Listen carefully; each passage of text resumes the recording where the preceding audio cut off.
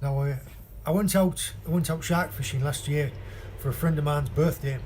We had a phenomenal day. Between 6 of us, we had nearly 70 sharks. I landed over a dozen sharks on a light spinning setup like this, up to an estimated £100 plus blow sharks. It was phenomenal. It was one of the best days fishing I've ever had. I enjoyed it so much fishing with that setup that I asked Father Christmas. Unfortunately, he couldn't get me one, but my wife did anyway. And that is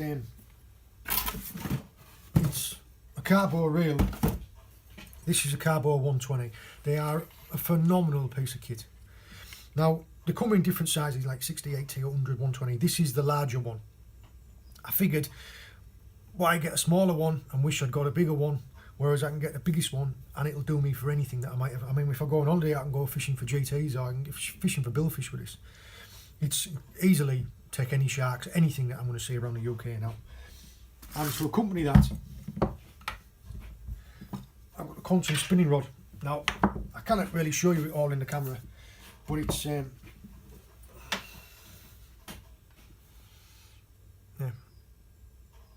it's 2.4 metres long, and it's got a casting weight of 250 grams. Now, I'm not going to be using it for spinning, but you'd say it's a popping rod. It's for fishing for game fish, but you can use it with fantastic fun for sharks. And all I'm going to do, and this is the exact setup that I used on the day. I've asked the young crewman, Kieran, and what they recommended was Daiwa J Braid. Now, this isn't a plug in any way about the reel or the braid, because I paid for it. I paid for the braid, and my wife bought me the rod and the reel. I'm just going to share with you what I've found to be a brilliant setup. Now, this is 36 kilogram braid, so this is nearly 80 pound braid. But because it's high quality, it's still got only a really fine diameter. This is 0.35 millimeters. This is phenomenal stuff, and as I found was of great help on the day when I was fishing before, I've got it multicoloured, and that way when you're holding it and the fish runs, and they do run, and this setup's fantastic. When they're running, if it's all got the same colour line and it's all running out, you have no idea of judging how much line's gone out. Whereas if it's got different colours, say like every 10 yards is a different colour, right, orange, green, blue, red, yellow, 5 colours, 50 yards, that's just an example. I'm going to talk about the reel slightly. We've got a fantastic smooth retrieve, brilliant line lay, and as you can see on here, it's very instructive. This shows you that if your line lay, when you fill your spool, is top heavy or bottom heavy, inside of here, when you back this off,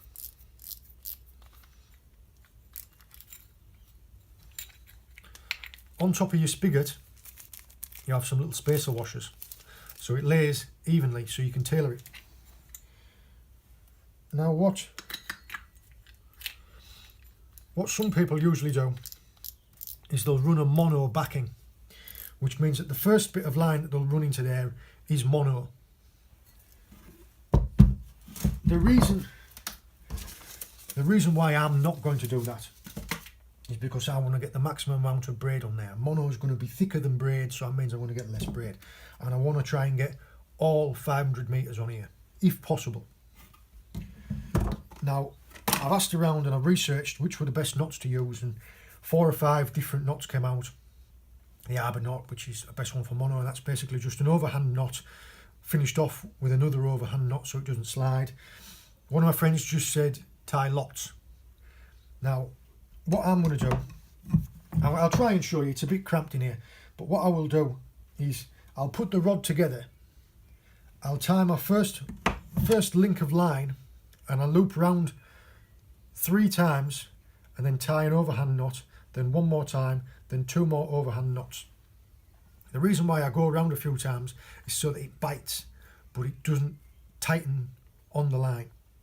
So if that makes sense, it's tight around the spool and it won't slip because they're running over each other, but it's not got a sharp knot in it. And the overhand knots will work as like a slip knot, and they'll just slide down so it fits snugly. And as you get more line on, then I run the line through the eyes of the rod and then into a bucket of water. I actually picked that tip up off a Matt Hayes video about 10 years ago, and it does help. And all you'll do there is once you've connected your reel to your rod like so, and the line will be attached and through all your eyes, I'll just hold onto the line between my fingers and then gently reel it in. The reason I hold it between my fingers is to create a little bit of tension to help it lay on there. Now, if I'd left it just like that, and it would been the line on the reel was just under the tension of my fingers, what would happen is as soon as I got a big fish on and it started running drag, the line, as it tightened with the drag, would bite into the rest of the spool. That would cause all types of problems. What I will do is the first time that I go to sea with it, probably as we're steaming out, I'll tie a rag to the end of the line and chuck it out and leave the bail arm off and run out practically all of the line, or even a bucket, something that will fill with water so that I can wind in under tension, and that means that it will lay the line on the reel under tension. That way, when I tighten the drag up and a fish is running, it's not going to grip into the spool, it's just going to run off smoothly. I will try and show you putting line onto the reel like that, and when I go out to sea the first time, it won't be in this video, but it will potentially be in that one, and it will make sense. But Cabo 120, fantastic reel. This is the Quantum Spin in 250 gram casting weight, and that's Daiwa J Braid. It's 36 kilograms, but it's 79 pound. Bring on the big fish.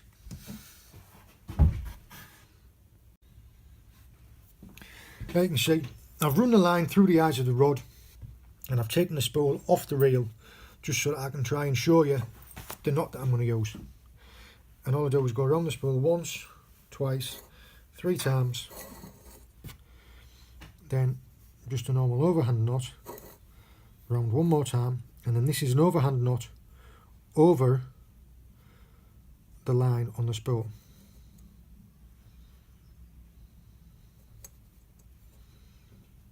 There, like that. Now what will happen eventually is, as this tightens, it will slide down here onto the spool, and then to stop this line from slipping through this knot, I tie another overhand knot, but this time I'm going through it twice. The reason you go through it twice is just to make it slightly bigger, so there's no chance of it slipping through the knot, and then try and slide it down. There, look, as you can see, the line will now slide down. That's tightened nicely on the spool. There, and you can see that the double overhand knot that I tied has slipped down to the knot, and there it's held snug. Now I'll get a little piece of scissors and I'll snip it off just at where that yellow ends. Then I can connect it back to my spool.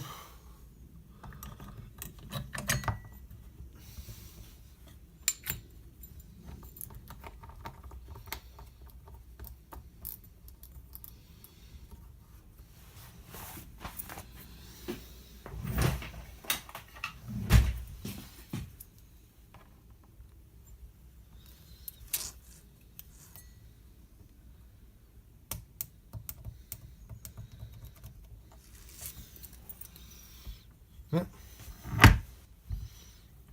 And now, ready to go. See, all I've got is a bucket with a bit of fresh water in, put the spool into the bucket,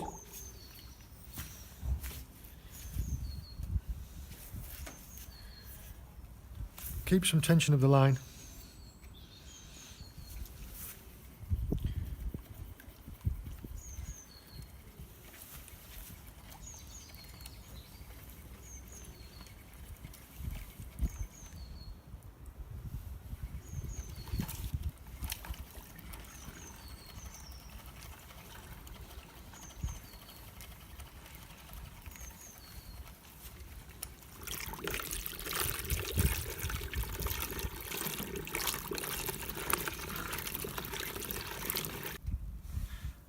As you can see, like we talked about earlier, if the line isn't laying properly on the spool, like as you can see there, it's bottom loading the spool. You simply remove the spool, add one adjustment washer to the spool shaft, and that should mean it lays it evenly. So we'll try it out. Right. You've seen me put braid onto the reel. Now, although I did put it on under a little bit of tension, it's nowhere near enough tension. You can see it's still not very tight on the spool. So what I'll do is, when the next time I go out on the boat, I'll tie the end of a bucket, throw it over the side, and steam away with the bail arm off until it's run all the line out of the spool, and then wind it in under tension so it lays it on the reel under tension. That way, when I'm playing a fish and I've got tight drag on it, the line won't bite into the spool. You might remember I did a video a while back and it was about shock leader knots that I use. Well, shock leader, rubbing leader, they're the same thing with two different names. Now the knot that I use for my small stuff or my everyday stuff, you can even use it for your congers, is a uni knot to a uni knot. So your braid onto your mono is a uni knot, and then your mono onto your braid is a uni knot, and the two uni knots, you slide them up together and they snug up. Now the only problem with that is, like you can see there, it is a big knot. I mean, you can hear my finger hitting up against it. That will cause problems when you're reeling in, because it'll get caught in the eyes on the way down. And there's nothing worse than when you've got a good fish and it's almost on the surface and the knot sticks in the end eye and you can't get it in. I've even snapped off before where it was a thornback ray and I was playing it off a pier. Just got it up onto the surface like that, and the leader knot got stuck in the end eye, and I tried to wind as it dove and it pinged me off and snapped me off, and I lost the fish and I lost a lot. I was saying earlier on how I use the traces that I do, and to ask questions of the guys next to you, ask questions of the charter skippers that you're with. I asked a question to Kieran Frazee, who's just taken a new boat called Low-Key Adventures out of Penzance. At the time he was fishing with Chippy Chapman on Bite Adventures, and they are without a doubt one of the top shark angling boats in the country. I asked him what leader knot they use, and I got him to tie me one. Now, as I've said before, find a knot, practice it. I must have practiced this knot 10 times until I'm now quite confident with it. Now, this, once you've cut your tag ends off, is streamlined. A lot more streamlined than this. And I'm going to show you how to make it now. This is the braid that I've got on the reel. This is what I'm going to be using for the rubbing leader. Now, fantastic for abrasion resistance, and even though it's £100, it's still really supple.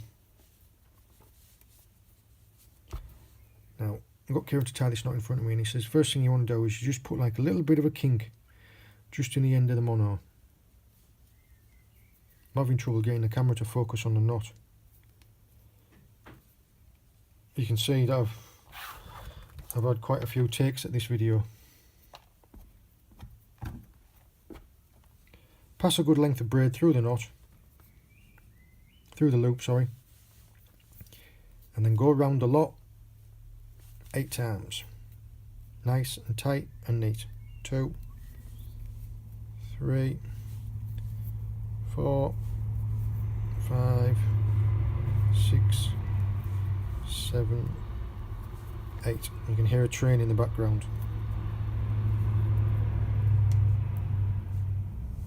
There you go. 8 times, nice and neat, nice and tight. Now you're going to go around 6 more times, the same direction, but going back up over what you've just laid. 2, 3, 4, 5, 6. Now you're going to come back through the eye. Now look, if you can see, you've got line going in one way and out of the other. Nice and tight and neat.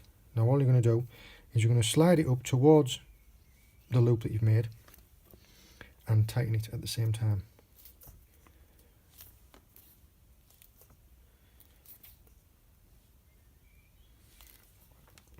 Right. Rather than wrap this around my finger like that to try and tighten it, which would end up cutting your fingers like that, the best thing you can do is wrap it around something like this.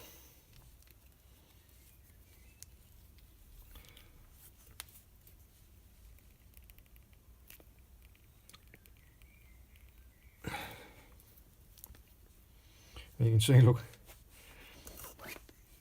if that's what it's done to these, imagine what it would do to your fingers if you wrapped it around them tight.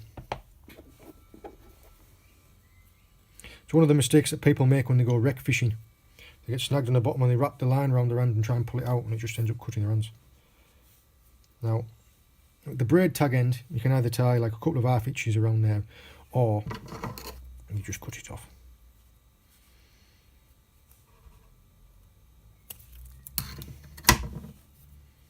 And the tag end of the mono, I asked Kieran about this, how they do it, and he says he either just nicks it off as close as you can get to the braid without touching the braid, or he cuts it off at an angle like that.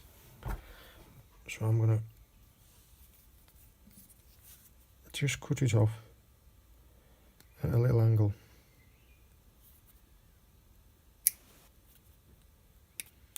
I don't know if you can see that there.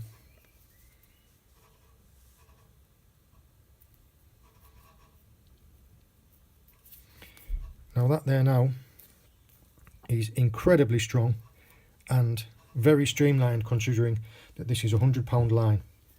Now if you look at this knot in here, if you can see that, that's only £50 line. This knot is far more streamlined with 100.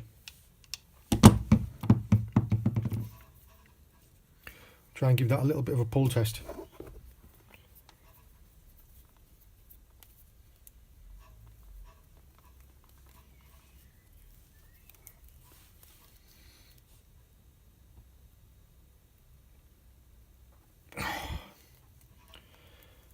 Very strong.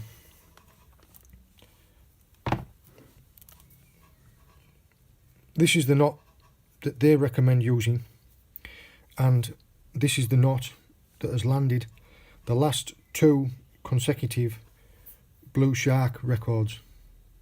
This is the leader knot that they used. That's good enough for me.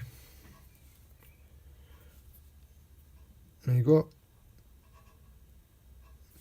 And like I say, practice. With some of these you can see, this is alright, but some of them weren't looking too keen, so you just snip them off, try again. There you go, see.